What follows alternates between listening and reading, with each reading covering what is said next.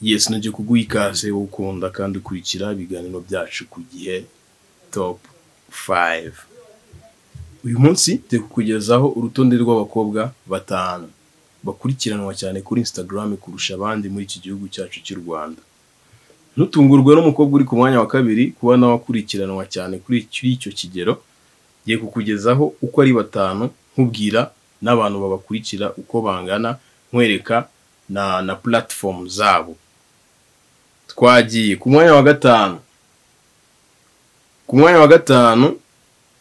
mwanya wa gatanu turahasanga umukobwa.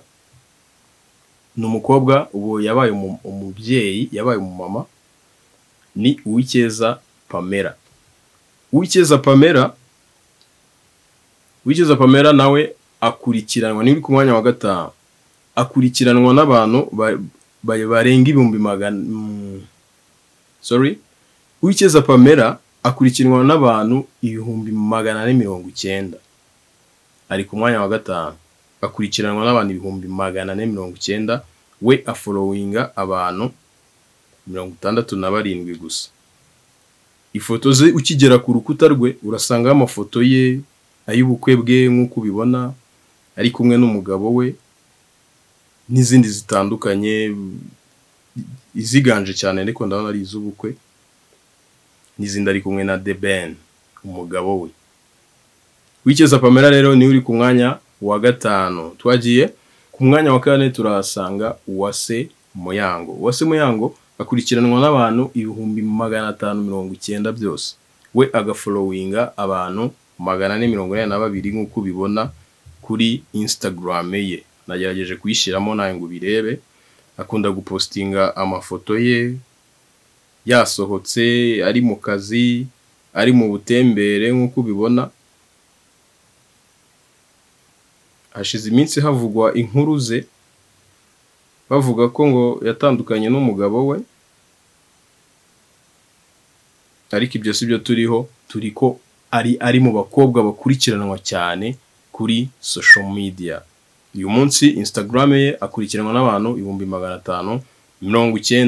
Ku mwanya wa gatatu turahasanga umukobwa mwiza cyane Keti Bashabe. Keti Bashabe rero akurikiranwa n'abantu 882. Agiye kuzuza muri miliyoni. Keti Bashabe, katurebe urukuta rwe.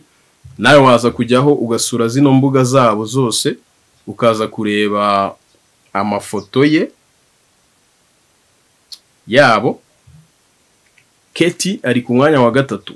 Akurikiranwa n'abantu 828. Nibo bantu bamukurikira. Urumva ni abantu benshi. Ni abantu benshi cyane. Nawe akunda gupostinga nyine birumvikana ibintu bye, amafoto yasohotse n'utundi tuntu ari muri enjoy. Ku mwanya wa kabiri turahasanga uwo bita Mutesi Jolly. Mutesi Jolly ari ku mwanya wa kabiri mu bakobwa bakurikiranwa cyane kuri izi mbuga nkoranyambaga. Mutesi Jolly rero umukobwa mwiza nawe uri mu bantu bakurikiranwa cyane, ari ku mwanya wa kabiri.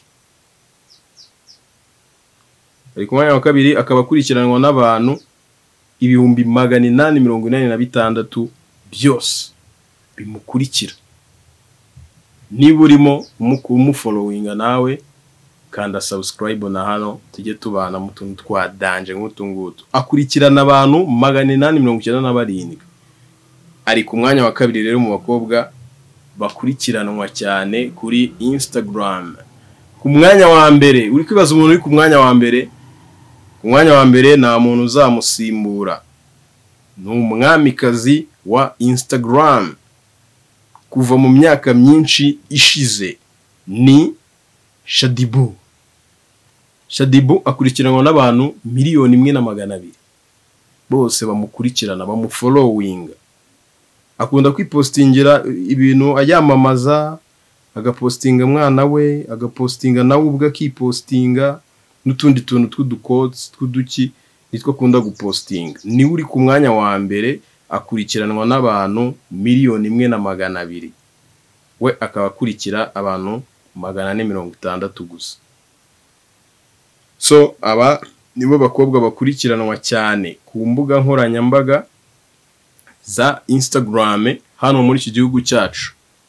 Yes, aba rero nibo bakobwa batanu bakurikirwa cyane kuri Instagram hano muri iki gihugu cyacu cy'u Rwanda. Twihuta, ku mwanya wa gatanu hari Uwikeza Pamela ukurikirwa n'abantu 490. Ku mwanya wa kane hari Uwase Muyango ukurikirwa n'abantu 590. Ku mwanya wa gatatu tuhasanze Keti Bashabe ukurikirwa n'abantu 828. Ku mwanya wa kabiri tuhasanze Mutesi Jolly ukurikirwa n'abantu 886. Ku mwanya wa mbere tuhasanze umwamikazi Queen bakuriye bose Shadibu na 1,200,000. Ngabo bakobwa rero bakurikiranwa cyane muri iki gihugu cyacu. Kati